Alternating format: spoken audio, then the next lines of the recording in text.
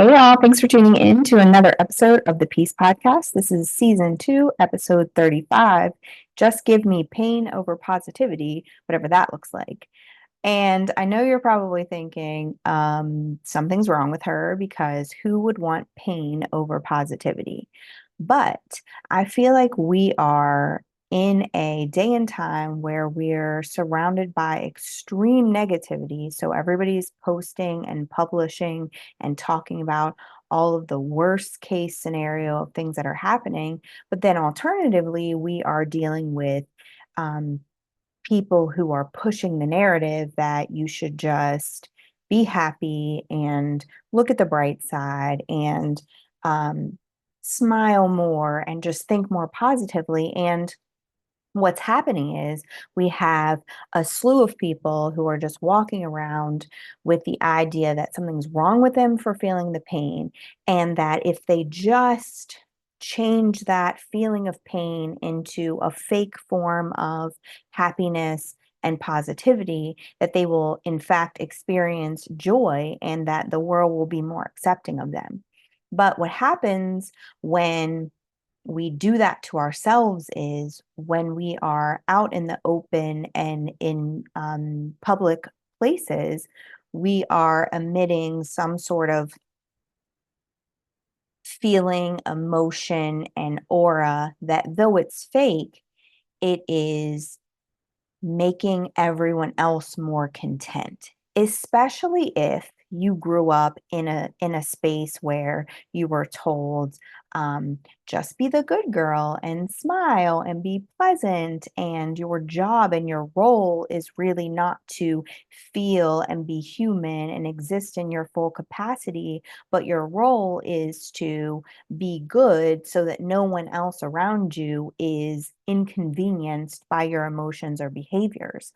And conversely, if you were brought up in a space where you were told to always be strong, just be strong, don't feel those uh I call them weak emotions. That's not what I think they are, but I know that that's what the world would deem them as. Don't feel those weak emotions, don't wear your emotions on your sleeve, etc., because then you're viewed to be weak. The reality is, there are a plethora of emotions, and all of us feel them at any point in time, and we can exist in those emotions, let those emotions be what they are, and deal with them without feeling the need to walk around feeding the world this version of us that is joyful and happy and all of the things that would make their lives easier and their perception of us better. So, when and I want you to think about this in two ways, right? Like, are you the person who's out here pushing toxic positivity onto people? And if that's you, I just want to remind you that no one ever grew, got over a situation, moved past a place of pain by saying things like, well, you just got to move on, or you just have to think positively, or you just have to see the bright side. That has never produced growth in anyone. In fact, it's produced a slew of other things, which we'll get to, but it doesn't produce growth. So if you call yourself being helpful by pushing the narrative of toxic positivity, you are trying to make yourself useful in a space where there is no utility for you. Because someone who's going through the hardest places of their lives or the most intensive pain that they've ever felt needs support. And sometimes that's not doing anything, it's just being in the right place. Right? Like, I'm here for you to lean on. I'm here to stand in the gap for you. I'm here for you to hike to the top of this mountain and scream at the top of your lungs. That's usually what I tell my friends. Like, if you need somebody to talk to, if you need somebody to cry with, or if you need somebody to hike to a top of a mountain and scream at the top of your lungs with, I'm your girl. Because I've been in a space where the pain is so intense and the people around me want to do something, and I love their hearts for that. But attempting to get to the place where you feel joy, happiness, or anything other than what you feel at this emotion too soon literally stunts your growth and requires that you carry around that burden of that emotion for far longer than you would if you were to heal. So, if that's you today, I would encourage you to really think about your stance and the way that you're supporting people. Because when people need support, they don't need to just get over it. They don't need to just move past it. They might need somebody to stand in the gap for them and help them and support them, but it doesn't look like giving them unsolicited advice and pushing them to get beyond the emotion. And you can encourage people to grow and be changed. You can encourage them to sit in this discomfort so that they can move past it, but you can't forcibly move them past it. Nor should you try, because it is not anybody's responsibility to make you feel more content by not feeling their own emotions. That's just the long and the short of the situation. And somebody's not going to change based on your silver lining quote. They're not going to feel like that emotion is gone or that they've grown past it or moved past it because you quoted something that was cliche off the internet. That's not going to happen. And if you're one of those people who is experiencing this toxic positivity and it just rubs you the wrong way, we're in the same camp because it also rubs me the wrong way. And it rubs me the wrong way for several reasons.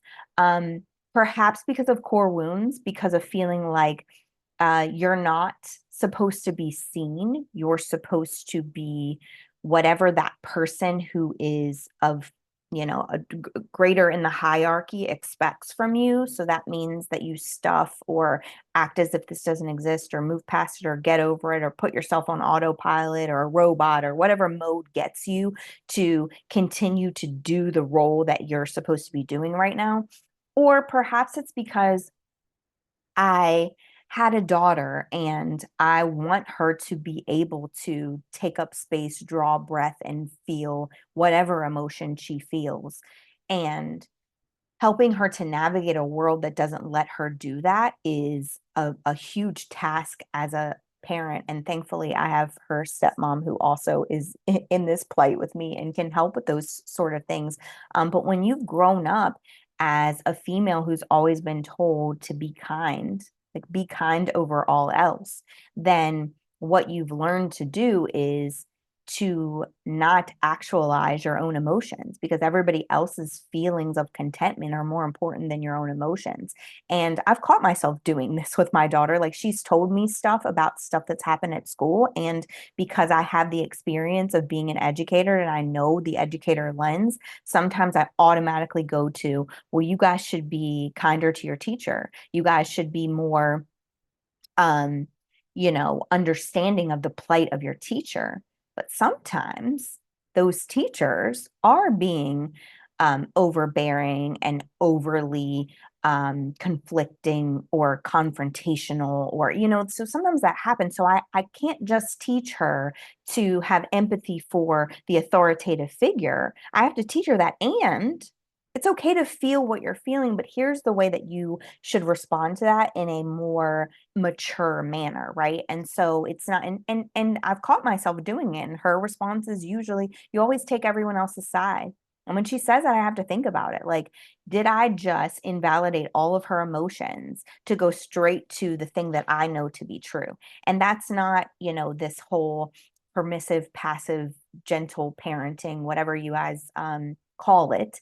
It's not, even in alignment with that. It's just understanding that she's a human and I've been in her shoes before, and there have been authoritative figures who didn't tell me the right things or do what was best for me. So it's okay for her to feel some sort of injustice, right? Like, and she's allowed to have that feeling and she's allowed to have that conversation with me. And so, what happens when we push our toxic positivity onto other people? Well, the first thing that happens is it invalidates the pain, right? So, it's saying your pain isn't big enough for you to sit in it for as long as you've been sitting in it, no matter what that duration of time looks like. You don't get to choose how long it takes someone else to heal, right?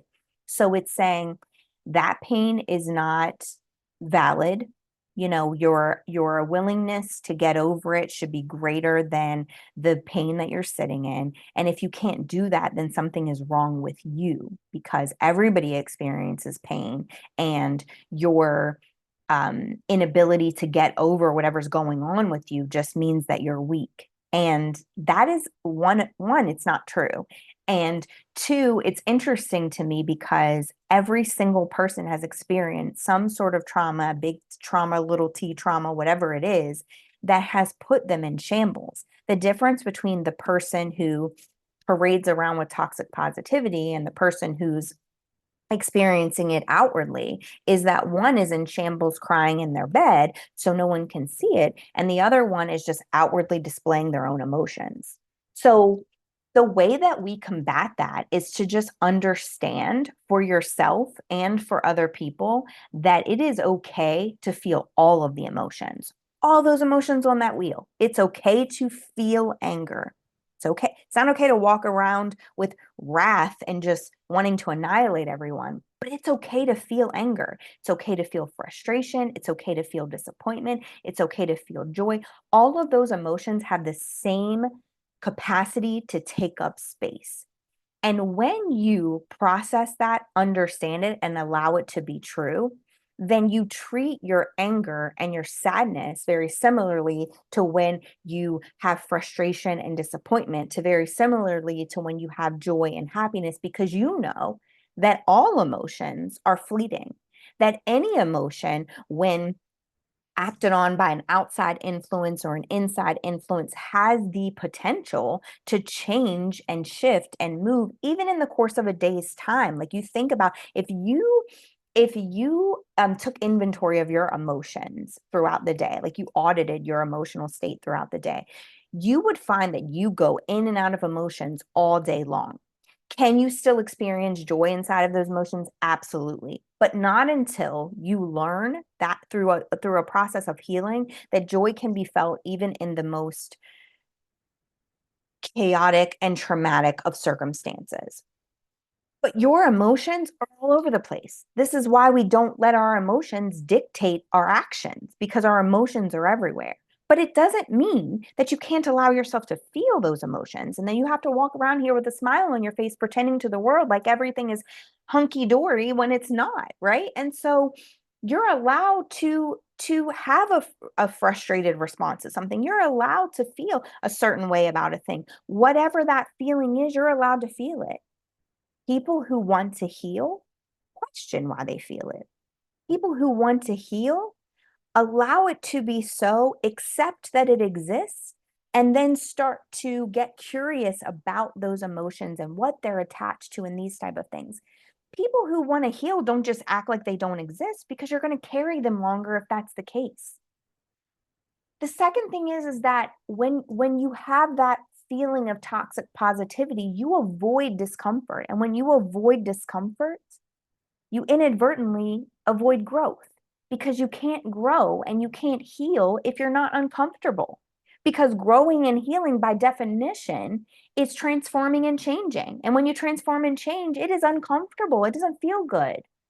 So understanding that it's not about avoiding the discomfort. It's about walking through the discomfort. You can't heal or grow if you don't do what's uncomfortable. And you always do what feels good to you. It's just like when you go to the gym, it's uncomfortable to push through the heavy weights. It's just like when you put yourself on some sort of, healthy journey of eating, right? It's uncomfortable to have to push away the sweets for a little while to get your body more used to eating whole foods, right? Like, there are so many things. You want to run a marathon, you have to get uncomfortable through all of the training to get to those 13 miles, and then those 26 miles, and then, like, you it's a gradual process, but it's not a comfortable one, right? And so if you are positive all the time, if you are pretending like those emotions don't exist, if you are avoiding the discomforts, then you're sitting in a place of comfort, but it's not healing, right? Like, I can basically take my attention away from the pain that I'm feeling, because I don't want to get uncomfortable inside of that pain. And I can transform it to a smile on my face and pretending like everything's fine and invalidating my pain and sitting in my bed and crying tears by myself. But if I just said, you know what? I'm kind of pissed off right now, or I'm kind of frustrated right now. And I'm going to allow myself to sit in this. I'm not going to smile because you want me to. I'm not going to, lessen the way that I feel because it's going to make you more comfortable, but I'm going to sit in it. And it's going to feel uncomfortable, but eventually I'm going to be able to work myself through it. Because that's what happens. Emotions are so fleeting that oftentimes when we sit in them for long enough, we're able to work through them and work them out.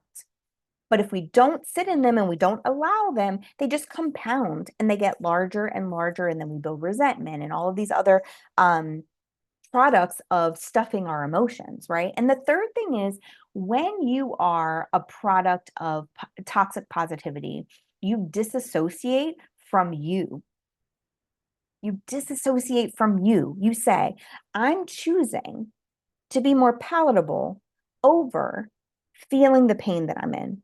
I'm choosing to make you content over sitting with whatever version of me that this is who's feeling this pain from deep inside of her core.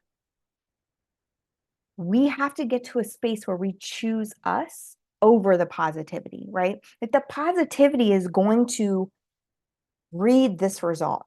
I know that if I act positive and I smile and I make everything better for the outside world, I know the reaction that I'm going to get. Everybody's going to be like, good for you for getting through. You're not getting through it though. You just look like you are, right? But I'm going to choose me over choosing the positivity that they need. And by choosing me, I might have to sit in it for a little while. I might be somebody who's not jovial for a little while. I might be somebody who ebbs and flows in and out of high emotions and low emotions because that's how I process this pain. I might find some humor in this toxic situation, but then also be reminded of a piece of it and fall into pieces.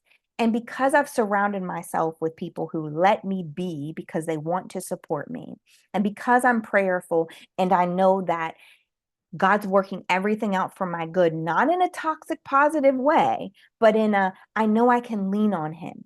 And because I'm going through this, it allows him to be more apparent because I'm just going to keep leaning on him more because I'm not strong enough for this. That all, every single piece of that is a process to growth and change. But pretending like everything's fine, putting the mask on to show the world, is simply allowing the world to be more content with you being in it instead of you being able to be more content with being inside of yourself. So if that's you today, I would encourage you to set a boundary with those people. The people who are telling you that you need to get over it or showing you the silver lining and all these things. Say, you know what?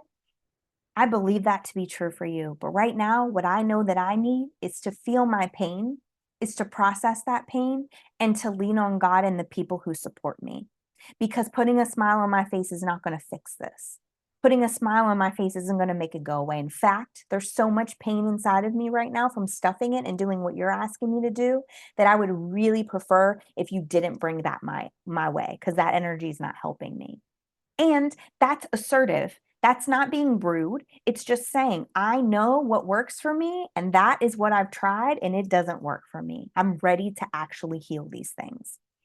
And again, if you're one of those people who's spewing out toxic positivity, I would encourage you to look it up, to think about what you're saying before you say it to people, and to know that you don't have to have the right words. You don't have to have the right advice. If you want to be there for somebody who's experiencing pain, the best thing you can do is stand in the gap for them and ask them if they want to just be heard, if they want to just be sat with, or if they want some advice. Because when you're there to truly support them, you want to do what they need, not what makes you, not what you need to feel validated. So thank you guys for tuning in. I hope this was helpful. Remember that listening to this message and sharing with other people could in fact break them free from a place of bondage that they're in. So go to my socials, like and subscribe to this channel. Go ahead and like those pages. DM me if you need more information about how to get yourself to a space that's free from bondage. I don't speak from a place of being an expert. I speak from a place of experience. All of the things that I talk about are things that I've experienced in my own life and have worked myself through and out of and have come out, I would say, on the other side, but I don't really think there is another side. I think we're just constantly walking on a greater part of this journey. So reach out to me. I thank you guys for tuning in every week, and I hope to see you again next week.